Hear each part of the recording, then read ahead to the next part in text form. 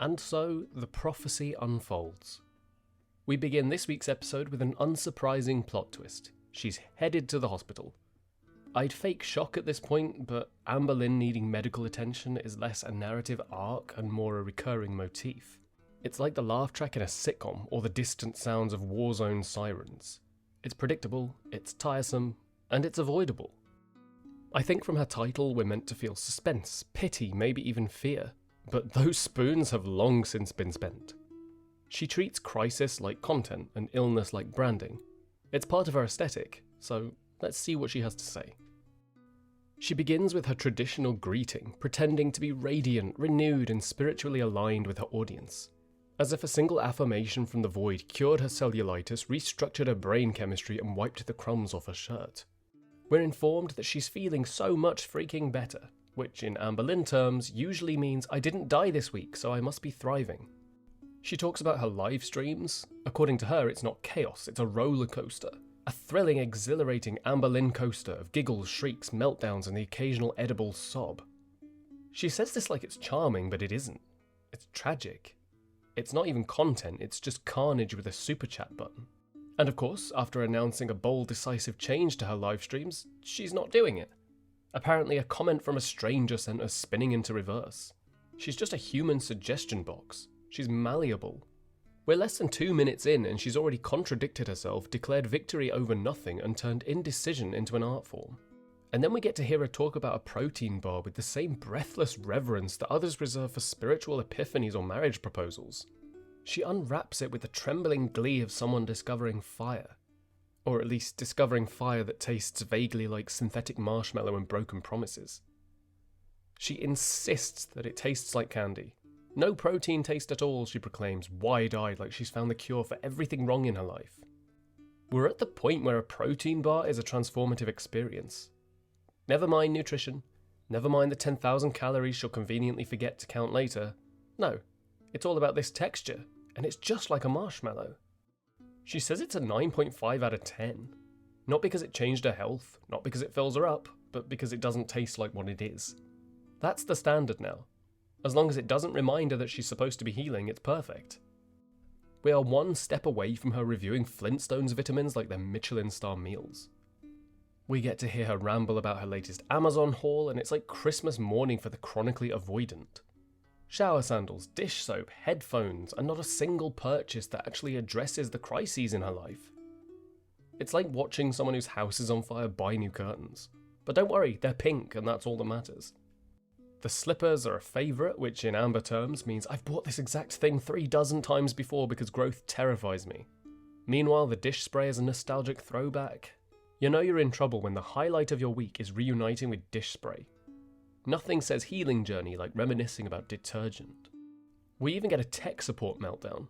Her AirPods are divorcing her MacBook and she speaks of it like it's a personal betrayal. She just rage buys Beats because she's over it. Darling, we all are. Then comes the closet purge. She claims she's decluttering, but she's not. She removes, 5 things and mourns a cardigan like she's letting go of a dead relative. Her reasoning is because they're just not tight enough. It defies all logic and fabric science. What does that even mean? We've seen her wardrobe. It's tight enough. Clothing that would swamp most people is like spandex on her.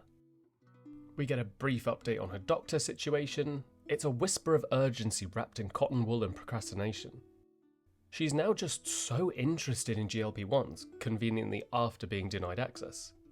But don't worry, the appointment's in a month, so she's got enough time to complain incessantly about how unfair it all is while doing absolutely nothing in the meantime but twirl her anxiety like it's a tiara.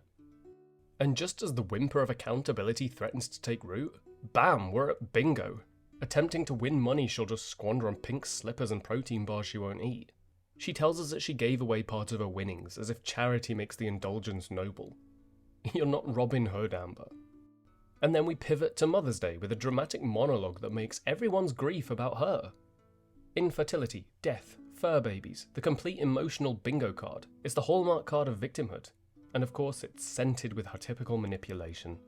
Taking a mother to her favourite store to buy whatever she wants is lovely. Filming it for content while calling it selfless is predictable. But this is the Amberverse, where every gift is also a receipt, and every gesture is a transaction. We get to Target, where our beloved protagonist gallops from perfume to plastic like a raccoon in a dumpster, and Amberlynn regales us with fecal anecdotes. We then spend what feels like an entire year watching them fawn over children's crafts and shower foam that doesn't even smell good. Back in the car, we get to watch them look at socks, highlighters and desk clutter for Amberlynn, and exfoliation gloves, a sugar scrub and earrings for our self-proclaimed health-focused heroine. Clearly, the real battle for well-being begins in the skincare aisle, not the doctor's office. The energy is chaotic, the purchases are bleak, and the content is just a mausoleum of mediocrity. In conclusion, Mother's Day was honoured in the same way she does everything. Loudly, pointlessly, and with a haul waiting in the wings. And then, ladies, gentlemen, and degenerate slot goblins, welcome to the Mother's Day extravaganza, where the gifts are cheap, the food is fried, and the self-awareness is on life support as always. We then get to see our swollen sovereign of overspending squealing and winning at the casino. Then we're shown the weekly Lego update, and it's playing card symbols now? Nothing screams creative evolution like a clover made of plastic bricks. I like Lego, but this is giving nursery school art project energy. I'm thrilled, riveted, glued to the edge of my existence. But wait, there is emotion. There's her sitting in a pile of exfoliation gloves and earring packs, weeping about how important and meaningful it is to take her mother to the casino. It's a touching moment that's ruined, as always, by her immediate pivot to a soliloquy on food. The haunting tale of a woman who blacked out ordering a full Mexican entree because she simply could not be bothered to think before speaking. She stared down at a plate of beans and rice like it's a moral crisis. It just appeared, she says. Yes, Amber, food does that when you ask someone to bring it to you. It's called a restaurant. She ends by assuring us that this is all very different from dieting. Dieting implies intention.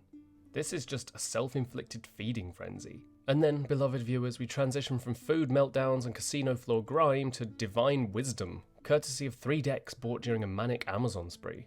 The first card is Love Affair, Dirty Little Secret, Down Low. So tasteful. Nothing says introspective enlightenment like something that sounds like a Desperate Housewives ad.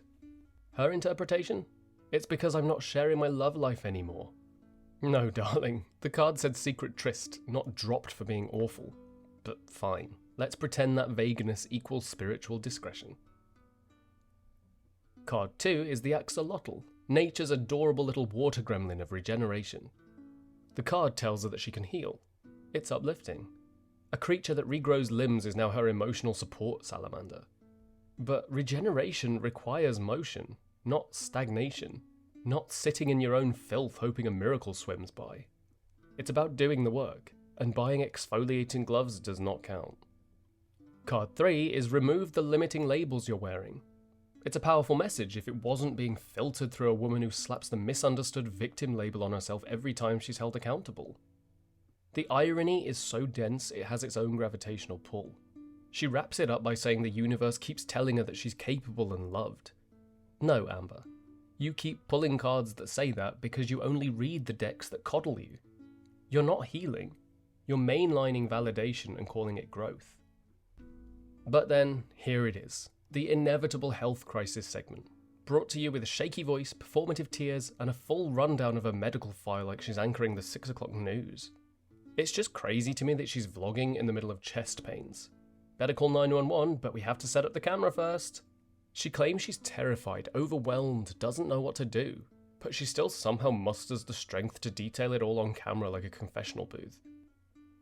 An elevated D-dimer is serious, but here's the part she will never ever acknowledge. Her size, her poor nutrition, her inactivity, her endless refusal to change is why this keeps happening. She cries about the potential for blood clots, but she's been a walking red flag for years.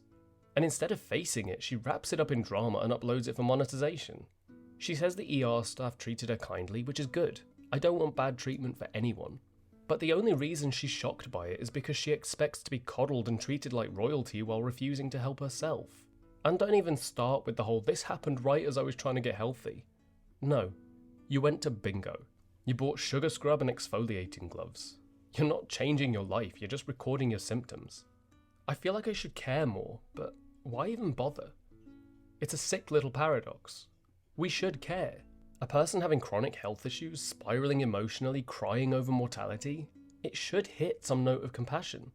But with her it just doesn't. Not anymore. She's weaponized concern. She's turned sympathy into currency, and she cashes in every time the audience starts to pull away. Every time the views dip, every time the backlash grows, suddenly there's a chest pain, a hospital visit, a tragedy.